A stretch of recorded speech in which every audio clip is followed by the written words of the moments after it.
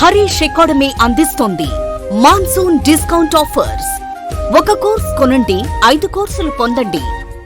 Group 1, 2, 3, 4 and SI, PC 6 కోర్సులు కలిగి ఉన్న కాంబో ప్యాక్ ఇప్పుడు కేవలం 2000 రూపాయలు మాత్రమే. వ్యాలిడిటీ 1 సంవత్సరం. హిస్టరీ, పాలిటీ, ఎకానమీ వంటి సింగిల్ సబ్జెక్ట్ ఏదైనా 500 రూపాయలు మాత్రమే. వ్యాలిడిటీ 6 నెలలు. ఈ ఆఫర్ జూలై 18 నుండి జూలై 24 వరకు మాత్రమే. ఈ బంపర్ ఆఫర్ మిస్ చేసుకోకండి. లెజెండరీ ఫ్యాకల్టీచే ఖచ్చితంగా జాబ్ సాధించే విధంగా రూపొందించబడిన ఆన్లైన్ క్లాసెస్. వెంటనే గూగుల్ ప్లే స్టోర్ నుండి హరీష్ అకాడమీ యాప్ ను డౌన్లోడ్ చేసుకోండి. జాబ్ సాధించండి. Harish, the best academy. Phone 8341116915.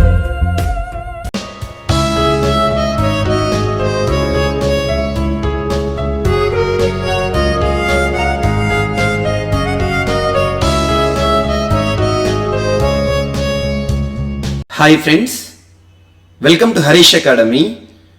ఈరోజు 18th జూలై 2022కి సంబంధించి వార్తలు నిలిచిన జాతీయ, అంతర్జాతీయ, రాష్ట్రీయ అంశాల గురించి, వార్తలు నిలిచిన వ్యక్తులు, అవార్డులు, పుస్తకాలు, మరి క్రీడా సంబంధిత సమాచారం, ఒక్కొక్క అంశాన్ని వివరంగా తెలుసుకుందాం. సో ఫ్రెండ్స్, ఇప్పుడు మనం డిస్కస్ చేయబోయే టాపిక్స్ ఏవైతే ఉంటాయో వాటికి సంబంధించి అభ్యర్థులకు ఎలాంటి సందేహం, ఏ డౌట్ వచ్చినా కూడా మీ యొక్క డౌట్ లేదా మీ సందేహాన్ని కింద ఉన్న కామెంట్ బాక్స్లో కామెంట్ రూపంలో తెలియజేయండి. ఖచ్చితంగా మీ డౌట్కి రిప్లై ఇచ్చే ప్రయత్నం చేస్తాను. సో ఈరోజు 18th జూలై 2022కి సంబంధించి వార్తలు నిలిచిన ఫస్ట్ టాపిక్. సో దేశంలోనే మొట్టమొదటి అనే ఒక అంశం వార్తలు నిలిచింది. దేశంలోనే మొట్టమొదటి. సో దేశంలోనే మొట్టమొదటిసారి ఒక 90mm మెషిన్ పిస్టల్ గన్ రూపకల్పన అనే అంశం వార్తలు నిలిచింది. ఒక గన్ తయారీ అనే అంశం, పూర్తి స్వదేశీ పరిజ్ఞానంతో తయారు చేయబడిన గన్. సో భారతదేశంలో ఆయుధాలకి సంబంధించి, రక్షణ రంగానికి సంబంధించి ఏ టాపిక్ వార్తలు ఇచ్చినా కూడా మనకు రక్షణ రంగానికి సంబంధించి భారతదేశంలో పనిచేసిన అత్యున్నత సంస్థ గుర్తుకు రావాలి. ఆ సంస్థ ఏంటి? DRDO, defence research development organisation. So DRDO వారు వారు సృష్టించిన ఒక అధునాతనమైన తొలి దేశీ 9mm పిస్టల్, మెషిన్ పిస్టల్. అదేంటో చూద్దాం. ఇంతకాలం పూర్తిగా దిగుమతుల మీద ఆధారపడిన 9mm మెషిన్ పిస్టల్ను భారత రక్షణ శాఖకు చెందిన DRDO, defence research development organisation, వినూత్న 9mm పిస్టల్ని అభివృద్ధి చేయగా, దీన్ని ఎవరు తయారు చేస్తున్నారు అంటే మ్యానుఫ్యాక్చరింగ్ వేరు, డెవలప్మెంట్ వేరు. డెవలప్మెంట్ అంటే ఈ కాన్సెప్ట్ని తీసుకొచ్చిన వారు DRDO. మరి ఆ కాన్సెప్ట్ ఆధారంగా, ఆ టెక్నిక్ ఆధారంగా తయారు చేసిన సంస్థ, మ్యానుఫ్యాక్చరింగ్ సంస్థ ఏంటంటే హైదరాబాద్కు చెందిన ఒక సంస్థ లోకేష్ మిషన్స్ వారు దీన్ని తయారు చేస్తున్నారు. సో ఇదొకటి ఇంపార్టెంట్. భారతదేశంలోనే మొట్టమొదటిసారి తొలి దేశీ పరిజ్ఞానంతో, స్వదేశీ పరిజ్ఞానంతో తయారు చేయబడిన 9mm మెషిన్ పిస్టల్ గన్ ఏదైతే ఉంటుందో దాన్ని DRDO వారు డెవలప్ చేస్తే, లోకేష్ మిషన్స్ అనే సంస్థ, హైదరాబాద్ కేంద్రంలో పనిచేసిన సంస్థ దాన్ని మ్యానుఫ్యాక్చరింగ్ చేస్తుంది. జస్ట్ గుర్తుంచుకోండి, సరిపోతుంది. అండ్ ఇటీవల తుపాకులకి సంబంధించి, గన్స్కి సంబంధించి తరచూ ఏదో ఒక అంశాన్ని మనం వార్తలు చూస్తున్నాం. ఎగ్జాంపుల్, మనకి సిగ్ సావర్ అనే ఒక తుపాకీ వార్తలు నిలిచింది. సిగ్ సావర్ అనే తుపాకీని ప్రస్తుతం భారతదేశం దిగుమతి చేసుకుంటోంది. మనకు సరిహద్దు వెంట మనల్ని కంటికి రెప్పలా కాపాడుతున్న సైనికులు ఎవరైతే ఉంటారో, ముఖ్యంగా BSF, so border security force, సరిహద్దు బలగాలు, వారికి ఇటీవల హ్యాండ్ ఓవర్ చేయడం జరిగింది. సిగ్ సావర్ తుపాకులను ఏ దేశం నుండి అంటే America. And Negev light machine గన్ని మన రక్షణ అవసరాలు తీర్చుకోవడం కోసం ఏ దేశం నుండి దిగుమతి చేసుకుంటాం అంటే ఇజ్రాయిల్. అండ్ నెక్స్ట్ ఏకే అనే వర్డ్ వచ్చింది అంటే అవి ఖచ్చితంగా రష్యాకి సంబంధించినవే. సో AK గన్స్ని ఇటీవల మనం దిగుమతి చేసుకుంటాం మన రక్షణ రంగ అవసరాలు తీర్చుకోవడంలో భాగంగా. ఏ దేశం అంటే రష్యా. ఇటువంటి అంశాలను ప్రత్యేకంగా లింక్ చేస్తూ చూడండి. సో కమింగ్ ఎగ్జామినేషన్లో రక్షణ రంగ దిగుమతులు ఇంపార్టెన్స్ సంబంధించి ఏదో ఒక ప్రశ్నని మనం చూసే అవకాశం ఉంది. అండ్ నెక్స్ట్ ఈరోజు సెకండ్ టాపిక్, వ్యాక్సిన్ పంపిణీలో, సో వ్యాక్సిన్ ఇవ్వడంలో భారతదేశం సరికొత్త రికార్డుతో ఈరోజు వార్తలు నిలిచింది. సరికొత్త రికార్డు అంటున్నాను. సో భారతదేశంలో ఏం వ్యాక్సిన్ సంబంధించి? COVID-19 వ్యాక్సిన్కి సంబంధించి. సో COVID-19 వ్యాక్సిన్కి సంబంధించి ఇప్పటి వరకు భారతదేశంలో నమోదైన గణాంకాలు, ఎన్ని టీకాలు ఇచ్చాము, ఎన్ని డోసులు ఇచ్చాము అంటే 200 crore డోసెస్. ఇక్కడ అభ్యర్థులు కన్ఫ్యూజ్ అవ్వకండి. 200 crore doses, not to the 200 crore people. 200 కోట్ల డోసులు మాత్రమే. 200 కోట్ల ప్రజలు భారతదేశంలో లేరు. అంటే ఎగ్జాంపుల్ నేను అనుకోండి, కోవిడ్ టీకా 3 టీకాలు తీసుకున్నాను నేను ఇప్పటికీ. ఒకటి ఫస్ట్, సెకండ్ డోసు, థర్డ్ది బూస్టర్ డోసు. సో అలా 3 డోసుల కింద కొంతమంది వ్యక్తులు తీసుకుంటే కొంతమంది 2 డోసెస్ కంప్లీట్ చేసుకున్నారు. సో అలా ఆ డోసు ఇప్పుడు ఎగ్జాంపుల్ నేను 3 డోసులు తీసుకున్నా అంటే ఒక డోసుగా లెక్క పెట్టాలి. 1, 2, 3 అంటే 3 డోసెస్ నాకు సంబంధించి లెక్క పెట్టాలి. సో 200 crore డోసెస్ని పూర్తి చేసింది భారత ప్రభుత్వం. ఉచితంగా వ్యాక్సినేషన్ ఇస్తుంది భారత ప్రభుత్వం, గుర్తుంచుకోండి. అలా వ్యాక్సిన్ పంపిణీలో అత్యధికంగా వ్యాక్సిన్లను పంపిణీ చేసిన దేశంగా చైనా ఇప్పటికే వార్తలు ఇచ్చింది. అండ్ సెకండ్ భారతదేశం అని గుర్తుంచుకోండి. సో వ్యాక్సిన్లకి సంబంధించి ఏదో ఒక ప్రశ్నని మనం రానున్న పోటీ పరీక్షలో అడగబోయే అవకాశం ఉంటుంది. ముఖ్యంగా కోవిడ్-19 వ్యాక్సిన్లకి సంబంధించి. కోవిడ్-19 భారతదేశంలోనే పూర్తి స్వదేశీ పరిజ్ఞానంతో తయారు చేసిన మొట్టమొదటి కోవిడ్-19 వ్యాక్సిన్ ఏంటి? భారత్ బయోటెక్ వారు తయారు చేసిన కోవాక్సిన్. అందుకే ఆ జంటకి, ఆ భారత్ బయోటెక్ సంస్థ వ్యవస్థాపకులు కృష్ణ ఎల్లా, సుచిత్ర ఎల్లా, ఈ జంటకి 2022 సంవత్సరానికి గాను భారత ప్రభుత్వం ప్రతిష్టాత్మకంగా ప్రదానం చేసే పద్మభూషణ్ పురస్కారాన్ని సత్కరించింది, గుర్తుంచుకోండి. సో పూర్తి స్వదేశీ పరిజ్ఞానం అంటే Covaxin. And next Cyrus Poonawalla గారు, తను కూడా ఈ సంవత్సరం పద్మభూషణ్ పురస్కార గ్రహీత. సైరస్ పూనావాలా ఎవరైతే ఉంటారో తను పూనా ప్రాంతానికి సంబంధించిన వారే. తను సీరం ఇన్స్టిట్యూట్ ఆఫ్ ఇండియా అని ఒక సంస్థను ఏర్పాటు చేశాడు. ఆ సంస్థ తయారు చేసింది, డెవలప్ చేసింది కోవిషీల్డ్. కాకపోతే పూర్తి స్వదేశీ పరిజ్ఞానం అనట్లేదు, ఎందుకంటే ఆ కోవిషీల్డ్ వ్యాక్సిన్ తయారీలో వివిధ దేశాలు మనకు సహకారం అందించాయి. వివిధ దేశాలు కాదు, ఒకటే లండన్కి సంబంధించి ఆస్ట్రాజెనికా అండ్ ఆక్స్ఫర్డ్ యూనివర్సిటీ, అంతే. వారి సహకారంతో సీరం ఇన్స్టిట్యూట్ ఆఫ్ ఇండియా వారు కోవిషీల్డ్ తయారు చేశారు. సో ఇటువంటి వ్యాక్సిన్ ప్రత్యేకతలు చూడండి.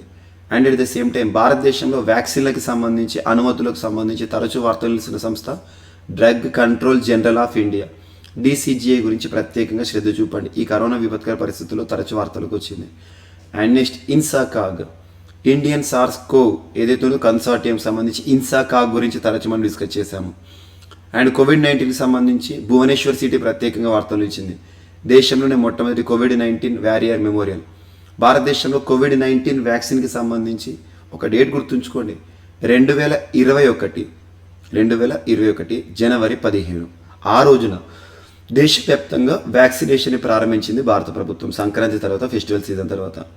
నిన్న సండే రోజుకి, సో నిన్నటితో 17th జూలై వరకు ఆఫ్టర్నూన్ వరకు ఈ 200 crore మార్కింగ్ని రీచ్ అయింది. 200 కోట్ల డోసుల వ్యాక్సిన్ ఇచ్చి ప్రపంచంలో అత్యధిక వ్యాక్సిన్ కోవిడ్-19 వ్యాక్సిన్ డోసులను ఇచ్చిన దేశాల జాబితాలో చైనా తర్వాత ఇండియా సెకండ్ పొజిషన్ అని గుర్తుంచుకోండి, సరిపోతుంది.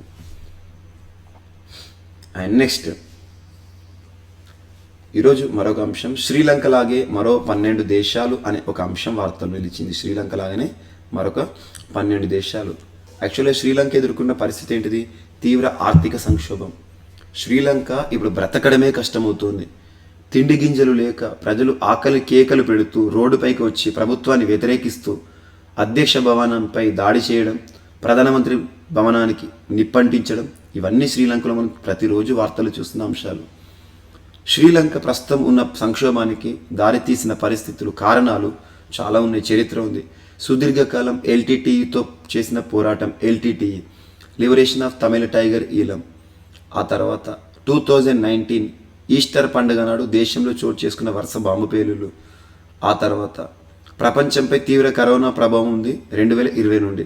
సో 2020లో శ్రీలంక పైన కూడా తీవ్రమైన కరోనా ప్రభావం. దేనిపైన అంటే ఒకటి గుర్తుంచుకోండి, శ్రీలంక నమ్ముకుంది, శ్రీలంకకి ఆర్థిక వనరుగా ఎంచుకుంది.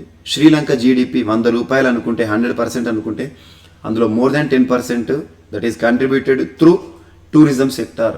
పర్యాటక రంగంపై అత్యధికంగా అద్భుతంగా ఆధారపడిన దేశం శ్రీలంక. అటువంటి పర్యాటక రంగం కుదేలవడానికి 3 కారణాలు: LTTE, ఈస్టర్ బాంబు దాడులు అండ్ 2020 కరోనా విపత్కర పరిస్థితుల కాలంలో శ్రీలంక ఎదుర్కొన్న పర్యాటక రంగం పడిపోవడం. అండ్ నెక్స్ట్ వచ్చేసి దాంతోపాటు శ్రీలంకకి సంబంధించి కుటుంబ పాలన. ఒకే కుటుంబం నుండి 4 దేశాన్ని ఏలారు, దోచుకున్నారు. 1 గోటబాయ రాజపక్సే అధ్యక్షుడు, 2 మహింద రాజపక్సే ప్రధాని, మూడవది బాసిల్ రాజపక్సే ఆర్థిక శాఖ మంత్రి, చమల్ రాజపక్సే అంతర్గత భద్రతా వ్యవహారాలు. అన్నదమ్ములు శ్రీలంకను ఏలారు, దేశాన్ని దోచుకున్నారు. అండ్ నెక్స్ట్, శ్రీలంక ఎక్కువగా ఆధారపడిన పంట ఏంటంటే రబ్బరు, కొబ్బరి. సో శ్రీలంక ప్రభుత్వం తీసుకున్న ఒక పొరపాటు నిర్ణయం ఏంటంటే దేశమంతా కూడా సేంద్రియ వ్యవసాయానికి పిలుపునివ్వడం. ఆ సేంద్రియ వ్యవసాయం విఫలమవడం, ఫర్టిలైజర్స్ దిగుమతిపై నిషేధం విధించడం, అల్టిమేట్గా శ్రీలంకలో తిండి గింజలు లేక మిగిలిన గింజలకు అత్యధిక ధర పలకడం. దీన్ని ద్రవ్యోల్బణంగా మనం పరిగణిస్తాము. ఎగుమతి చేసుకోవడానికి సూచించుకున్న శ్రీలంకకు సంబంధించి రబ్బరు, కొబ్బరి అవి మొత్తానికి ఉత్పత్తి లేకపోయేసరికి ఎగుమతుల పైన తీవ్రమైన దెబ్బ పడింది. చివరికి బ్యాలెన్స్ ఆఫ్ పేమెంట్స్ అనేది లాస్ అయింది, బ్యాలెన్స్ ఆఫ్ పేమెంట్స్ అనేది పడిపోయింది. అల్టిమేట్గా శ్రీలంక ఈరోజు ఆర్థిక క్రమశిక్షణ రాహిత్యం కారణంగా ఎదుర్కొంటోంది సంక్షోభం. ఇవన్నీ లింక్ చేసుకొని తరచు మీకు డిస్కస్ చేస్తున్నాను. అటువంటి శ్రీలంకలో అల్టిమేట్గా ప్రస్తుతం జరుగుతున్న పర్యవసానాలు ఏంటిది? దేశ అధ్యక్షుడు దేశాన్ని వదిలి పరారి. తాత్కాలిక అధ్యక్షుడిగా రనిల్ విక్రమసింఘే ప్రమాణ స్వీకారం చేశాడు. అధ్యక్ష భవనాన్ని ఆందోళనకారులు, శ్రీలంక ప్రజలు ఆక్యుపై చేసేసుకున్నారు. అది ఇప్పుడు సత్రం అయిపోయింది. ప్రధానమంత్రి నివాసానికి నిప్పంటించారు. సో అసలు చూడకూడని భయాందోళన పరిస్థితులు శ్రీలంకలో కనబడుతున్నాయి. ముఖ్యంగా రాజకీయ నాయకులు బయట కనబడితే వాళ్ళని చంపేసే పరిస్థితి ఉంది. అటువంటి శ్రీలంకలో తరచూ నేషనల్ ఎమర్జెన్సీ అండ్ ప్రస్తుతం కర్ఫ్యూ వాతావరణం ఉంది. ఇలా శ్రీలంక ఎదుర్కోవడానికి జరిగిన కారణాలు చాలా ఉన్నాయి. శ్రీలంక బాటలో మేము కూడా మీకు తోడుగా ఉన్నామని సాయం అందించడం కాదు, శ్రీలంక లాంటి పరిస్థితులు కనబడుతున్న కొన్ని దేశాలున్నాయి. ఆ దేశాల పేర్లు ఇక్కడ మీకు ఏమైతే చెప్తుంటానంటే ఆ దేశాల పేర్లు గుర్తుంచుకోండి. ఆ దేశాలు ఎక్కడ ఉన్నాయి వరల్డ్ మ్యాప్లో వాటి యొక్క లొకేషన్ని జస్ట్ గుర్తుంచుకొని చూడండి. సో శ్రీలంక లాగానే ప్రపంచంలో మరో 12 దేశాలు మితిమీరిన అప్పులతో ఆర్థిక సంక్షోభం అంచున కొట్టుమిట్టాడుతున్నాయంట. అందులో అవేంటో చూద్దాం ఒక్కొక్కటి. సో మితిమీరిన అప్పులతో తీవ్ర ఆర్థిక సంక్షోభంలో కూరుకున్న శ్రీలంక లాంటి పరిస్థితులనే మరో 12 దేశాలు ఎదుర్కొంటున్నాయి. ఆ దేశాల ఆర్థిక వ్యవస్థ డేంజర్ జోన్లో ఉందని నిపుణులు హెచ్చరిస్తున్నారు. రోజు రోజుకు పెరుగుతున్న అప్పులు, ద్రవ్యోల్బణంతో ఆ దేశాల ఎకానమీ పతనమయ్యే అవకాశం ఉందని వారు ఆందోళన చేస్తున్నారు. Sri Lanka, Lebanon, Russia, Suriname, Zambia ఇప్పటికే డిఫాల్ట్లోకి అప్పు లేదా అప్పుపై వడ్డీ చెల్లించలేని పరిస్థితికి వెళ్ళిపోయాయని చెప్పారు. ఆ దేశాల బాటలోనే Argentina, Ukraine, Tunisia, Ghana, Egypt, Kenya, Ethiopia, El Salvador, Pakistan, Belarus, Ecuador, Nigeria ఈ దేశాలు పయనిస్తుందంట. ఆ 12 దేశాల రోజువారీ ఖర్చులు భారీగా పెరుగుతున్నాయని, పరిస్థితి దయనీయంగా ఉందని అంటున్నారు. ఆ 12 దేశాల్లో $150 బిలియన్ దాదాపు 12 లక్షల కోట్ల అప్పుతో అర్జెంటీనా, శ్రీలంక తర్వాత తీవ్ర ఆర్థికంలో సంక్షోభంలో పడబోతుందంట. $3 లక్షల కోట్లతో ఈక్వెడార్ 2వ స్థానంలో, ఈజిప్ట్ 3 స్థానంలో.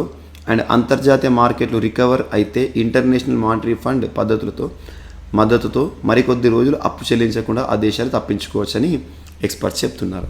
సో ఇక్కడ ఆ దేశాలకు సంబంధించి జస్ట్ పేర్లు చెప్తాను, ఆ డీటెయిల్స్ అన్నీ కూడా జస్ట్ ఐడెంటిఫై చేయండి. అర్జెంటీనా డిఫాల్ట్లో అర్జెంటీనాది వరల్డ్ రికార్డు. అంటే అప్పులు తీర్చడం ఏదైతే ఉన్నదో అప్పులు తిరిగి చెల్లించడంలో వెనుకబడి ఉందన్నట్టు. ఆ దేశ కరెన్సీ పెసో బ్లాక్ మార్కెట్లో 50% డిస్కౌంట్తో ట్రేడ్ అవుతుందంట. దేశ రిజర్వులు ఆందోళన స్థాయిలో ఉన్నాయి. 2024 దాకా అప్పులు తీర్చే పరిస్థితి లేదు. రుణాల కోసం IMFపై ఆధారపడవచ్చని నిపుణులు భావిస్తున్నారు. సెకండ్, ఈజిప్ట్కి సంబంధించి Egypt debt to GDP, debt అంటే అప్పు 95% ఉందట. జీడిపిలో డెట్ 95%. వచ్చే 5 ఏళ్ళలో అప్పు $100 మిలియన్ 8 లక్షల కోట్లు కావచ్చని IMF పార్ట్నర్స్ అంచనా. ఈజిప్షియన్ పౌండ్ విలువను ప్రభుత్వం 15% తగ్గించింది. మరిన్ని అప్పుల కోసం IMFని అడిగింది. అండ్ యుక్రెయిన్, రష్యా దురాక్రమణతో యుక్రెయిన్ పరిస్థితి దారుణంగా మారింది. ఆర్థిక వ్యవస్థను గట్టించాలంటే దాదాపు 16 లక్షల కోట్ల అప్పును సమకూర్చుకోవాల్సి ఉంటుంది. ఇంకా $960 కోట్ల బాండ్ల చెల్లింపు చేయాల్సి ఉంటుంది. కెన్యా, వడ్డీ చెల్లింపుల మీదే తన రెవెన్యూలో కెన్యా 30% ఖర్చు చేస్తోంది. ఆ దేశ బాండ్లు సగం విలువను కోల్పోయాయి. క్యాపిటల్ మార్కెట్లో కూడా కరెన్సీకి చోటు లేని పరిస్థితి నెలకొంది. కెన్యా అప్పు మరింత ప్రమాదకర స్థాయిలో పెరగవచ్చునని మూడీ సంస్థ పేర్కొంది. అండ్ నెక్స్ట్, ట్యునీషియా డేంజర్ జోన్లో ఉంది. బడ్జెట్లో 10% లోటు ఉంది. ఉద్యోగులకు జీతాలు కూడా చెల్లించని పరిస్థితి ఉంది. ప్రెసిడెంట్ కైస్ సయీద్ అధికారం నిలుపుకోవడంపైనే శ్రద్ధ చూపుతుండడంతో అప్పు ఇచ్చేందుకు IMF ముందుకు రాకపోవచ్చని చెప్తున్నారు. అండ్ పాకిస్తాన్ దిగుమతులుగా బాగా పెరిగిపోవడంతో అప్పులు చెల్లించని పరిస్థితికి చేరుకుంది. విదేశీ మారక నిల్వలు 78,000 కోట్లకు తగ్గినాయని, రూపాయి విలువ పడిపోయింది. రెవెన్యూలో 40% అప్పుల చెల్లింపు కోసమే పాకిస్తాన్ ఖర్చు చేస్తుందంట. And Ghana, Africa. సో అదే పనిగా అప్పులు తీసుకోవడంతో బడ్జెట్ టు జీడిపి రేషియో, దేశ ప్రభుత్వ అప్పు దాని జీడిపి మధ్య నిష్పత్తి 85% పెరిగిందంట. కరెన్సీ ఏదైతే ఉంటుందో సెడి, సో ఘనా కరెన్సీ పెరిగింది సెడి. కరెన్సీ సెడి తన విలువలో 25% కోల్పోయింది. వడ్డీలు చెల్లించకుండానే సగం రెవెన్యూ ఖర్చు చేస్తోంది. ఇన్ఫ్లేషన్ 30% దగ్గరలో ఉందంట. అండ్ దీంతోపాటు ఇథియోపియా సివిల్ వార్ కారణంగా దేశంలో అభివృద్ధి కుంటుపడింది. బెలారస్ యుక్రెయిన్పై యుద్ధం విషయంలో రష్యాకు సపోర్ట్ చేయడంతో ఆర్థికంగా కుంగిపోయింది. ఈక్వెడార్ 2 ఏళ్ల కిందటే ఈ లాటిన్ అమెరికా దేశం డిఫాల్ట్లోకి వెళ్ళిపోయింది. నైజీరియా అప్పులు చెల్లించడంపైనే ఆ దేశం తన రెవెన్యూలో 30% ఖర్చు చేస్తుంది. అండ్ ఎల్ సాల్వెడార్ కూడా ఆర్థిక పరిస్థితి ఇంకా సంక్షోభంలోనే ఉందంట. సో ఇదొకటి. ఈ 12 దేశాల పేర్లు ఏవైతుంటే జస్ట్ గుర్తుంచుకోండి, ఐడెంటిఫై చేయండి, సరిపోతుంది. అండ్ నెక్స్ట్ ప్రభుత్వ ఉద్యోగులకి సంబంధించి బీహార్ ప్రభుత్వం ఇస్తున్న ఒక హెచ్చరిక వార్తలు నిలిచింది. సో ప్రభుత్వ ఉద్యోగులు కనుక వివిధ కారణాల వల్ల రెండో పెళ్లి చేసుకోవాల్సి వస్తే ఉన్నతాధికారుల నుండి తప్పనిసరి అనుమతి కావాల్సిందే అని చెప్పేసి బీహార్ రాష్ట్ర ప్రభుత్వం నిన్నటి రోజున వార్తలు నిలిచింది. ప్రభుత్వ ఉద్యోగులు అంటే గవర్నమెంట్ సెక్టార్లో పనిచేసే ఉద్యోగులు ఎవరైతే ఉంటారో వాళ్ళు రెండవ వివాహం గనక, ఒకవేళ భార్య చనిపోయి రెండవ వివాహం చేసుకోవచ్చు, లేదా భర్త చనిపోతే భార్య రెండవ వివాహం చేసుకోవచ్చు, లేదా వివిధ కారణాల వల్ల విడాకుల కారణంగా ఒక వ్యక్తి ఇంకొక వ్యక్తిని రెండవ వివాహం చేసుకోవచ్చు. సో ఇటువంటి వాటి వల్ల కొన్ని టెక్నికల్ ప్రాబ్లమ్స్ ఏమి ఎదుర్కొంటుందట బీహార్ ప్రభుత్వం అంటే, ఒకటి బీహార్ ప్రభుత్వం ఉద్యోగం ఏదైనా కారుణ్య నియామకాల విషయంలో డిపెండెంట్స్ ఉంటారు కదా, ఆ డిపెండెంట్స్కి ఉద్యోగం ఇచ్చే అవకాశాలు ఉంటాయి. సో ఇక్కడ ఇద్దరు కనుక, ఒక పురుషుడికి 2 భార్యలు ఉన్నారనుకోండి, కారుణ్య నియామకం ఆ పురుషుడు చచ్చిపోయిన తర్వాత, చనిపోతే గనక అనుకోని కారణాల్లో ప్రభుత్వ ఉద్యోగైనా ఆ పురుషుడు చచ్చిపోతే ఆ 2 భార్యల్లో బెనిఫిట్ ఎవరికి దక్కుతుంది, ఎవరి పిల్లలకు ఇవ్వాలి అనేది ప్రభుత్వం ఎదుర్కొన్న తీవ్రమైన సమస్య. అండ్ సెకండ్ పెన్షన్ సంబంధిత వివాదాలు. అంటే అర్థం ఏంటిది, బీహార్ ప్రభుత్వము ఈ ఒక ప్రభుత్వ ఉద్యోగి గనక చనిపోతే, ఆ ఉద్యోగి చనిపోతే వాళ్ళ భార్యలు ఎవరైతే ఉంటారో, వాళ్ళ భార్య ఎవరైతే ఉంటారో ఖచ్చితంగా పెన్షన్ ఇస్తారు. మరి ఇక్కడ 2 భార్యలు ఉంటే పెన్షన్ ఎవరికి ఇవ్వాలి, డిపెండెన్సీ పెన్షన్ అనేవి, ఇటువంటి టెక్నికల్ ప్రాబ్లమ్స్ చాలా ఉంటాయి. సో కారుణ్య నియామకాలు, పెన్షన్ బెనిఫిట్స్ ఇవన్నీ కూడా ఎవరికి ఇవ్వాలి, ఆ 2లో బహు వివాహాలు చేసుకుంటే అని బీహార్ ప్రభుత్వం ఎదుర్కొంటున్న ఒక సమస్యకి పరిష్కారం వెతికింది. ఆ పరిష్కారమే ఖచ్చితంగా రాష్ట్రంలో ఏ ప్రభుత్వ ఉద్యోగి ఉన్నా కూడా రెండవ వివాహం చేసుకోవడానికి మేము అడ్డుకోము. కాకపోతే రెండవ వివాహం చేసుకుంటే మీరు ప్రభుత్వానికి ప్రత్యేకంగా ఒక అఫిడవిట్ ఇవ్వాలి, అందులో మెన్షన్ చేయాలి, అంటే ఏ భార్యకు ప్రిఫరెన్స్ అటువంటివి రాస్తారన్నట్టు. సో ఇక్కడ బీహార్కి సంబంధించి ప్రభుత్వం తీసుకున్న కీలక నిర్ణయం వార్తలు ఇచ్చింది. ఇక బీహార్ రాష్ట్రం ఇటీవల తరచూ వార్తలు నిలుస్తోంది. దేశంలోనే మొట్టమొదటి రాష్ట్రం దేనికి సంబంధించి యుఎన్ఈపితో ఒప్పందం కుదుర్చుకున్న మొట్టమొదటి రాష్ట్రం. ఆ తర్వాత మహారాష్ట్ర కూడా కుదుర్చుకుంది. యుఎన్ఈపి అంటే United Nations Environment Programme, Nairobi కేంద్రంగా పనిచేస్తుంది కెన్యా. 50 సంవత్సరాల వేడుకలు జరుగుతున్నాయి ప్రస్తుతం. సో అదొకటి. అండ్ బీహార్ దేశంలోనే మొట్టమొదటి dolphin research centre, national dolphin research centre Bihar. And బీహార్కి సంబంధించి ఇటీవల వాల్మీకి టైగర్ రిజర్వ్ తరచూ వార్తలు నిలిచింది. Valmiki tiger reserve cats conservation assured tiger standards అనే ప్రత్యేక గుర్తింపు, మరియు వాల్మీకి టైగర్ రిజర్వ్లో ఇటీవల వల్చర్స్ కన్జర్వేషన్ సెంటర్ని కూడా ఏర్పాటు చేసింది ప్రభుత్వం. అండ్ వీటితో పాటు బీహార్కి సంబంధించి ఇటీవల కాలంలో మనం డిస్కస్ చేసిన అంశాలు ఏవైతే ఉంటాయో, మిథిలాంచల్ ప్రత్యేక రాష్ట్ర ఉద్యమం, ఇటువంటి అంశాలు లింక్ చేస్తూ చూడండి, సరిపోతుంది.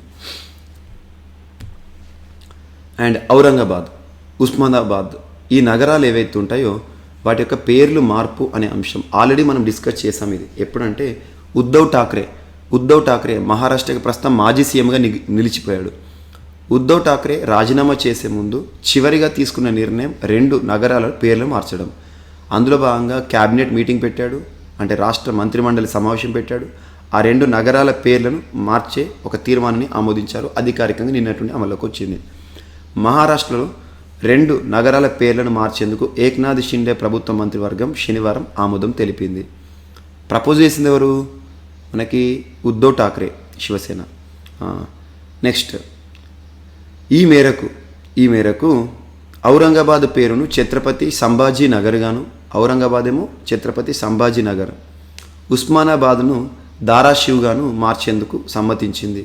ఈ నగరాల పేర్లను మార్చాలని ఇంతకు ముందున్న మహావికాస్ అఘాడీ ప్రభుత్వం ఏదైతే ఉంటుందో చివరి మంత్రివర్గ సమావేశంలో నిర్ణయించింది. తాను ముఖ్యమంత్రిగా రాజీనామా చేయడానికి ముందు జూన్ 29న ఉద్ధవ్ ఠాక్రే భేటీగా జరిగింది ఆధ్వర్యంలో. అయితే అప్పట్లో ఔరంగాబాద్ను సంభాజీ నగర్గా మార్చాలని నిర్ణయించగా సింధే ప్రభుత్వం దీనికి ముందు ఛత్రపతి అనే పదాన్ని చేర్చింది. ఛత్రపతి సంభాజీ నగర్. ఇంతవరకు మంత్రివర్గ విస్తరణ చేపట్టకపోవడంతో ప్రస్తుతం మహారాష్ట్ర క్యాబినెట్లో షిందే మరియు ఉప ముఖ్యమంత్రి దేవేంద్ర ఫడ్నవీస్లు మాత్రమే ఉన్నారు. తాజాగా క్యాబినెట్ ఆమోదాన్ని కేంద్రానికి పంపుతున్నారు. అలాగే ప్రతిపాదిత నవీ ముంబై అంతర్జాతీయ విమానాశ్రయానికి డిబి పాటిల్ పేరును పెట్టడానికి కూడా మంత్రివర్గం ఆమోదించినట్టు ముఖ్యమంత్రి కార్యాలయం ఒక ప్రకటనలో తెలిపింది. జస్ట్ గుర్తుంచుకోండి, ఔరంగాబాద్ పేరు ఛత్రపతి సంభాజీ నగర్ అండ్ సెకండ్ వచ్చేసి ఉస్మానాబాద్ పేరు వచ్చేసేసి ధారాషివ్. ఈ రెండు కూడా ఎక్కడున్నాయి? మహారాష్ట్రలోని ప్రముఖ నగరాలు, హిస్టారికల్ సిటీస్. వీటి పేర్లు మార్చాలని గత ప్రభుత్వం నిర్ణయిస్తే ఈ ప్రభుత్వం కూడా ఓకే చేసింది. అండ్ నెక్స్ట్, ఇటీవల మహారాష్ట్రలో చోటు చేసుకున్న రాజకీయ సంక్షోభంపై ప్రత్యేక శ్రద్ధ చూపండి. మహారాష్ట్రలో మొత్తం అసెంబ్లీ స్థానాలు ఎన్ని, అసలు రాజకీయ సంక్షోభానికి కారణం ఏంటి, సంకీర్ణ ప్రభుత్వాలు ఎలా వైఫల్యమవుతున్నాయి, సో ఇటువంటి అంశాలు లింక్ చేస్తూ చూడండి. అండ్ నెక్స్ట్, యూపీలోని బుందేల్ఖండ్, ఉత్తరప్రదేశ్ రాష్ట్రంలోని బుందేల్ఖండ్ నగరం ఏదైతే ఉందో బుందేల్ఖండ్ ప్రాంతంలో ఇటీవల 296 కిలోమీటర్ల ఎక్స్ప్రెస్ వే శంకుస్థాపన నిర్మాణానికి సంబంధించి భారత ప్రధాని నరేంద్ర మోదీ గారు ప్రారంభించడం జరిగింది. యూపీలోని బుందేల్ఖండ్, ఎగ్జామ్లో అడగవచ్చు డైరెక్ట్గా. ఇటీవల తరచూ వార్తలు నిలుస్తున్న బుందేల్ఖండ్ ఏ రాష్ట్రం అంటే ఉత్తరప్రదేశ్ యూపీ. ఎందుకు చెప్తున్నా అంటే అంతకుముందు మనం ఒక 4 months బ్యాక్ ఉత్తరప్రదేశ్ మరియు మధ్యప్రదేశ్ రెండు రాష్ట్రాల మధ్య ప్రవహిస్తున్న రెండు నదులు కెన్ మరియు బెత్వా. కెన్ నది ఏమో ఎప్పుడు కూడా వాటర్తో ఫ్లరిష్గా ఉంటుంది, బెత్వానేమో నీటి పేరుకి మాత్రమే నది, అందులో వాటర్ ఉండదు. సో అలా మధ్యప్రదేశ్ రాష్ట్రంలో ప్రవహిస్తున్న నదిని ఉత్తరప్రదేశ్ రాష్ట్రంలో ప్రవహిస్తున్న నదితో కలిపితే దేశంలోని మొట్టమొదటి జాతీయ నదుల అనుసంధాన కార్యక్రమం కెన్ బెత్వా నదుల అనుసంధానం. ఆ నదుల అనుసంధానం జరిగితే, రివర్ లింకేజ్ జరిగితే ఖచ్చితంగా మొదట బెనిఫిట్ అయ్యే ప్రాంతం బుందేల్ఖండ్. బుందేల్ఖండ్కి ప్రస్తుతం ప్రభుత్వం చాలా ఇంపార్టెన్స్ ఇస్తుంది, ఎందుకంటే అదంతా వాటర్ లేని ఏరియా.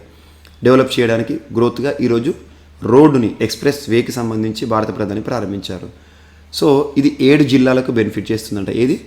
ఈ 296 కిలోమీటర్ల ఎక్స్ప్రెస్ వే చిత్రకూట్, భాండా, మహోబా, హమీర్పూర్, జలౌన్, ఔరయా, ఇటావా జిల్లాల మీదుగా ఈ రోడ్ అనేది నిర్మాణం జరుగుతుంది.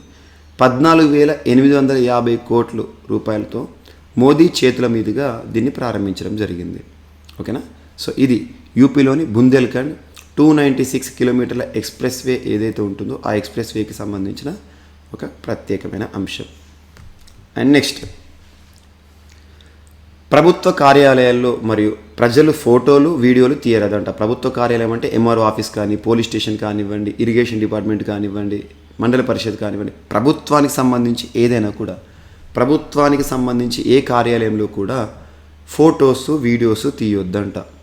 సెల్ఫీలు దిగడము, ఆ ఏరియాను వీడియో తీయడము, దాన్ని యూట్యూబ్లో పెట్టడం లేదా స్టేటస్లో పెట్టుకోవడం ఇటువంటివి ఉండొద్దని ఏ రాష్ట్ర ప్రభుత్వం ఇటీవల కీలక నిర్ణయంతో వార్తలు ఇచ్చింది అంటే కర్ణాటక రాష్ట్రం అని గుర్తుంచుకోండి. సో కర్ణాటక రాష్ట్ర ప్రభుత్వం ఏం చెప్తుందంటే ఎవరు కూడా, అది ప్రభుత్వ ఉద్యోగైనా బయట నుండి వచ్చి వ్యక్తులైనా, ఎందుకంటే ప్రభుత్వ కార్యాలయంలోకి రావడమే ఉద్దేశం. మనం ఏదైనా ప్రభుత్వ కార్యాలయానికి వెళ్ళినామంటే ఖచ్చితంగా ప్రభుత్వం నుండి ఏదో సేవ కోసం వెళ్తాం. అక్కడ వెళ్ళినప్పుడు మనం అక్కడ ఫొటోస్ తీయడం ఇటువంటివి చేయొద్దు అని చెప్పేసి కర్ణాటక రాష్ట్ర ప్రభుత్వం ప్రత్యేకంగా సీరియస్ వార్నింగ్ ఇచ్చింది. ఇది ఒకటి ఇంపార్టెంట్. అండ్ ఇటీవల కర్ణాటక రాష్ట్రానికి సంబంధించి హిజాబ్ కాంట్రవర్సీని మనం డిస్కస్ చేస్తాం. హిజాబ్, హలాల్ వివాదాన్ని చూసాము. And at the same time ఇటీవల కర్ణాటక రాష్ట్రానికి సంబంధించి మనం బైబిల్ వివాదాన్ని చూసాము. అండ్ దేవాలయ పరిసర ప్రాంతాల్లో హిందువులు మాత్రమే వ్యాపారాన్ని నిర్వహించుకోవాలి అని చెప్పేసి ప్రత్యేక ప్రకటన కర్ణాటక రాష్ట్రానికి సంబంధించి చూసాం. దేశంలోని మొట్టమొదటి ఏవిజిసి పార్క్ కర్ణాటక, దేశంలోని మొట్టమొదటి ఆర్ట్ పార్క్ కర్ణాటక. ఇటువంటి అంశాలను ప్రత్యేకంగా లింక్ చేస్తూ చూడండి. అండ్ నెక్స్ట్, ఈఎఫ్ఐఆర్ అనే ఒక సౌకర్యం వార్తలు వచ్చింది. ఈ అంటే ఎలక్ట్రానిక్ వేలో, FIR so first information report, so first investigation రిపోర్ట్గా మనం వాడుకలో మనం చూస్తూ ఉంటాం. సో ఈ ఎఫ్ఐఆర్ ఏదైతే ఉంటుందో సబ్జెక్ట్ టు కండిషన్ ఎఫ్ఐఆర్ అంటే ఒకసారి చూడండి. So first information report. So ఈ ప్రాథమిక నివేదిక అంటాం. ఈ ఎఫ్ఐఆర్ అనగానే మనకు పోలీస్ స్టేషన్ గుర్తొస్తుంది. ఆ పోలీస్ స్టేషన్కి సంబంధించి ఎఫ్ఐఆర్ ఫైల్ చేయాలంటే ఖచ్చితంగా మనం పోలీస్ స్టేషన్కి వెళ్ళాల్సిందే. ఉత్తరాఖండ్ రాష్ట్ర ప్రభుత్వం తీసుకున్న చొరవ ఏంటంటే పోలీసులు స్టేషన్కి ఎవరైతే ఉంటారో ఉత్తరాఖండ్ పోలీసులకు ఇచ్చిన అవకాశము, ముఖ్యంగా ఏదైనా ఎఫ్ఐఆర్ని ఫైల్ చేయాలంటే పోలీస్ స్టేషన్కి వెళ్ళకుండాలని పౌరులు ఇంట్లో నుండే నేరుగా కంప్లైంట్ ఇవ్వచ్చు, ఎఫ్ఐఆర్ ఫైల్ చేయించుకోవచ్చు. సో పౌరులు ఇంట్లోనే కూర్చొని నేరుగా పోలీస్ డిపార్ట్మెంట్తో వాళ్ళు కన్సల్ట్ అవ్వచ్చు, వారు ఇవ్వాలనుకున్న పిటిషన్ ఇవ్వచ్చు, ఎఫ్ఐఆర్ ఫైల్ చేయొచ్చు. సో దేశంలోనే మొదటిసారి ఈ ఎఫ్ఐఆర్ సౌకర్యం సంబంధించి ఏ రాష్ట్రం వార్తలు ఇచ్చింది అంటే ఉత్తరాఖండ్ రాష్ట్రం అని గుర్తుంచుకోండి. అండ్ ఉత్తరాఖండ్ రాష్ట్రం ఇటీవల తరచూ వార్తలు నిలుస్తుంది. ముఖ్యంగా ఉత్తరాఖండ్ రాష్ట్ర ప్రభుత్వం మిషన్ మర్యాద అనే ఒక ప్రత్యేక కార్యక్రమం తీసుకొచ్చింది. దేవాలయాల్ని సంరక్షించడం మిషన్ మర్యాద ఉద్దేశం. And at the same time Uttarakhand రాష్ట్రానికి సంబంధించి ఇటీవల మనం డిస్కస్ చేసిన అంశాలు దేశంలోనే మొట్టమొదటి forest healing centre, cryptogamic park, lichen park ఇటువంటివి. అండ్ సరిహద్దున ఉన్న కాలాపాని, లిపులేక్, లింపియాదుర వీటికి సంబంధించిన వివాదము, ఇవన్నీ కూడా మనం ఉత్తరాఖండ్ సంబంధించి సంస్కృత భాష అభివృద్ధి కార్యక్రమాలు. ఉత్తరాఖండ్ రాష్ట్రానికి సంబంధించి ఇటీవల వార్తలు ఇచ్చిన ఆర్టికల్ 164 క్లాస్ 4. పుష్కర్ సింగ్ ధామి ఇటీవలే మరొకసారి ముఖ్యమంత్రిగా ప్రమాణ స్వీకారం చేశారు. ఇవన్నీ గుర్తుంచుకోండి. అండ్ నెక్స్ట్ విపక్షాలు. సో ఇక్కడ వార్తల్లో వ్యక్తుల విషయానికి వస్తే నెక్స్ట్ టాపిక్ విపక్షాల ఉపరాష్ట్రపతి అభ్యర్థిగా మార్గరెట్ అల్వా గారు వార్తలు ఇచ్చారు. సుదీర్ఘ రాజకీయ అనుభవం ఉన్న మార్గరెట్ అల్వాని విపక్షాలు, సో విపక్షాలు అంటే ప్రభుత్వానికి వ్యతిరేకంగా పనిచేసేవి, అంటే ప్రభుత్వం కానిది. ప్రభుత్వం అంటే ప్రభుత్వ పక్షం, గవర్నమెంట్కి కాకుండా మిగతా పార్టీస్ ఉంటాయి కదా, వాటన్నిటిని విపక్షాలు అంటాం. సో విపక్షాలు అందరూ కలిసి ఒక వ్యక్తిని ఉపరాష్ట్రపతి అభ్యర్థిగా నిలబెడుతున్నారు, అధికారికంగా ప్రకటించారు. మరి విపక్షాల రాష్ట్రపతి అభ్యర్థి యశ్వంత్ సిన్హా ఇటీవల మనం చూసాము. సో విపక్షాలు ఉపరాష్ట్రపతి అభ్యర్థిని ఖరారు చేశాయి. మార్గరెట్ అల్వాను తమ అభ్యర్థిగా బరిలో నింపాయి. మార్గరెట్ పేరును ఎన్సీపీ అధినేత, నేషనల్ కాంగ్రెస్ పార్టీ అధినేత శరద్ పవార్ గారు ప్రకటించారు. గతంలో ఆమె 4 రాష్ట్రాలకు గవర్నర్గా పనిచేశారు. గోవా, రాజస్థాన్, ఉత్తరాఖండ్ గవర్నర్గా అందరూ ముఖ్యంగా. అండ్ కేంద్ర మంత్రిగా కూడా సేవలు అందించారు. అండ్ ఆమె స్వస్థలం కర్ణాటక. 1942 ఏప్రిల్ 14న కర్ణాటకలోని మంగళూరులో జన్మించారు. 1969లో రాజకీయ రంగ ప్రవేశం చేశారు. ఆమె 1975-77 మధ్య అఖిల భారత కాంగ్రెస్ కమిటీ సంయుక్త కార్యదర్శిగాను, 1978-1980 మధ్య కర్ణాటక ప్రదేశ్ కాంగ్రెస్ కమిటీ ప్రధాన కార్యదర్శిగాను పనిచేశారు. తనను విపక్షాల అభ్యర్థులు, కాంగ్రెస్ సీనియర్ పర్సన్ ఉపరాష్ట్రపతి అభ్యర్థిగా నిలబెడుతున్నామని చెప్పేసి అధికారికంగా ప్రకటించారు. మరి ప్రభుత్వ పక్షానికి సంబంధించి ప్రభుత్వం అనొద్దు, ఎన్డీఏ అభ్యర్థిగా ఇటీవల వార్తలు నిలిచిన ఉపరాష్ట్రపతికి అభ్యర్థిగా వార్తలు ఇచ్చిన వ్యక్తి గురించి మనం చూస్తున్నాం. జగదీప్ ధన్కర్ గారు, వెస్ట్ బెంగాల్ రాష్ట్ర ప్రస్తుత గవర్నర్. అండ్ నెక్స్ట్ ఈరోజు మరొక అంశం FTCC, federation of Telangana chamber of commerce. Telangana chamber of కామర్స్కి అండ్ ఇండస్ట్రీకి నూతన అధ్యక్షుడిగా జీవకా ఇండస్ట్రీస్ అనే ఒక సంస్థకి మేనేజింగ్ డైరెక్టర్గా ఉన్న అనిల్ అగర్వాల్ గారు ఎన్నికయ్యారు. జస్ట్ రీజనల్ ఇష్యూ, ఇది అంత పెద్ద ఇంపార్టెంట్ కాదు. కాకపోతే చాలామంది స్టేట్ రిలేటెడ్ ఇష్యూస్ అడుగుతున్నారు కాబట్టి స్టేట్ రిలేటెడ్ ఇష్యూని పెట్టాను. బట్ ఇటువంటి టాపిక్స్ మనకి ఎగ్జామినేషన్లో అడగరు. సో FTCC ఎందుకంటే మనకు federation of chamber of commerce and industry FICCI important, కానీ ప్రతి రాష్ట్రానికి సంబంధించి అడగకపోవచ్చు. ఒకవేళ రాష్ట్ర స్థాయి పోటీ పరీక్షలో అడిగే అవకాశం ఉంటే చెప్పలేం. So federation of Telangana chamber of commerce and industry నూతన అధ్యక్షుడిగా Jeevaka industries managing director Anil Agarwal garu ఎంపికయ్యారు. ఈ పదవిలో ఏడాది పాటు కొనసాగుతున్నారు. అండ్ FTCCIలో నిర్వహించిన 105వ వార్షిక సాధారణ సమావేశంలో అనిల్ అగర్వాల్ను ఏకగ్రీవంగా అధ్యక్షుడిగా ఎన్నుకున్నారంట. అండ్ నెక్స్ట్ ఈరోజు మరొక అంశం. సో ప్రజ్ఞానంద చెన్నైకి సంబంధించి, తమిళనాడు సంబంధించిన చిన్నాడు చెస్ క్రీడాకారుడు, భారతదేశంలో గ్రాండ్ మాస్టర్ హోదా ఉన్న, గ్రాండ్ మాస్టర్ నామున్న ఆటగాడు.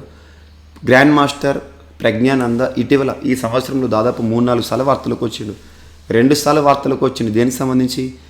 ప్రపంచ ఛాంపియన్ మ్యాగ్నస్ కార్ల్సన్ పైన తను సాధించిన విజయం. మ్యాగ్నస్ కార్ల్సన్ గుర్తుంచుకోండి, ప్రజ్ఞానంద మాగ్నస్ కార్ల్సన్ పైన గెలుపొందాడు. అటువంటి ప్రజ్ఞానంద ఇటీవల తరచు వార్తలకు వస్తున్నాడు. Grand master Paracin open title, chess టైటిల్ని గెలుపొంది వార్తలు ఇచ్చారు. ఇటీవల ముగిసిన Paracin open chess title tournament ఎక్కడ జరిగిందంటే ఆ టోర్నమెంటు మనకి సెర్బియాలో జరిగింది. అందులో విజేతగా ఎవరట? భారత గ్రాండ్ మాస్టర్ ప్రజ్ఞానంద పారాసిన్ ఓపెన్ ఏ చెస్ టోర్నమెంట్ 2022 టైటిల్ గెలుచున్నాడు. అతడు 9 రౌండ్ల నుంచి 8 పాయింట్లు సాధించి అగ్రస్థానంలో నిలిచాడంట. 16 ఏళ్ల ప్రజ్ఞానంద టోర్నీలో ఒక్క పరాజయాన్ని కూడా చవి చూడలేదంట. ఇదొకటి ఇంపార్టెంట్. అండ్ నెక్స్ట్ ఈరోజు last topic, Singapore open badminton విజేతగా పివి సింధు ప్రత్యేకంగా వార్తలు ఇచ్చారు. సింగపూర్ ఓపెన్ 2022 విజేత ఎవరంటే పివి సింధు. చైనా ప్లేయర్ వాంగ్ జియానీపై తను గెలుపొందింది. 2022 సంవత్సరంలో సింధుకి దక్కింది ఇది 3వ టైటిల్, గుర్తుంచుకోండి. పివి సింధుకి సంబంధించి తను గెలుచుకున్న ఒక టోర్నీ. అండ్ నెక్స్ట్ ఈరోజు మనం 18th జూలై 2022కి సంబంధించి ర్యాపిడ్గా కనుక అబ్జర్వ్ చేస్తే, తొలి దేశీ 9mm మిషన్ పిస్టల్ రూపకల్పన సంబంధిత అంశంతో డిఆర్డిఓ వార్తలు ఇచ్చింది. హైదరాబాద్కి చెందిన లోకేష్ మెషిన్స్ సంస్థ వార్తలకు వచ్చింది. 200 కోట్ల డోసుల వ్యాక్సిన్ పంపిణీ పూర్తి అనే అంశం. శ్రీలంక బాటలోనే 12 దేశాలు ఉన్నాయంటే శ్రీలంక లాగానే అట్లానే ఆర్థిక సంక్షోభాన్ని ఎదుర్కొంటున్న దేశాలు. ప్రభుత్వ ఉద్యోగులు రెండో పెళ్లి కనుక చేసుకుంటే ఉన్నతాధికారుల అనుమతి తప్పనిసరి అని చెప్తూ బీహార్ రాష్ట్ర ప్రభుత్వం తీసుకున్న నిర్ణయం. అండ్ ఔరంగాబాద్, ఉస్మానాబాద్ నగరాల పేర్లను మారుస్తూ ప్రభుత్వం తీసుకున్న నిర్ణయం. యూపీలోని బుందేల్ఖండ్ అక్కడ 296 కిలోమీటర్ల ఎక్స్ప్రెస్ వేని ప్రారంభించారు నరేంద్ర మోదీ గారు. ప్రభుత్వ కార్యాలయాల్లో ప్రజలు ఫోటోలు, వీడియోలు తీయరాదని కర్ణాటక రాష్ట్ర ప్రభుత్వం తీసుకున్న నిర్ణయం. ఈ ఎఫ్ఐఆర్ సౌకర్యం అనే అంశం ఇటీవల ఉత్తరాఖండ్కి ఇచ్చిన అవకాశం. పౌరులు ఇంట్లో నుండే నేరుగా కంప్లైంట్ చేయవచ్చు. విపక్షాల ఉపరాష్ట్రపతి అభ్యర్థిగా, ఉమ్మడి అభ్యర్థిగా మార్గరెట్ అల్వా తన ప్రత్యేకతలు మనం చూసాము. Federation of Telangana chamber of commerce and industry నూతన అధ్యక్షుడిగా Jeevaka industries managing director Anil Agarwal garu ఎంపికయ్యారు. అండ్ ప్రజ్ఞానందకు పరాసిన్ ఓపెన్ టైటిల్ విజేతగా వార్తనిచ్చారు. అండ్ సింగపూర్ ఓపెన్ బ్యాడ్మింటన్ విజేతగా పివి సింధు మన తెలుగువారు వార్తలు నిలిచారు. సో ఇవి మనకు ఈరోజు 18th జూలై 2022కి సంబంధించి వార్తలు నిలిచిన ముఖ్యమైన అంశాలు. మిస్లెనియస్ అంశాలు ఏమైనా మిగిలిపోతే మాత్రం రేపటి క్లాస్లో యాడ్ చేసుకొని నేర్చుకుందాం. రేపు కలుద్దాం. Thank you.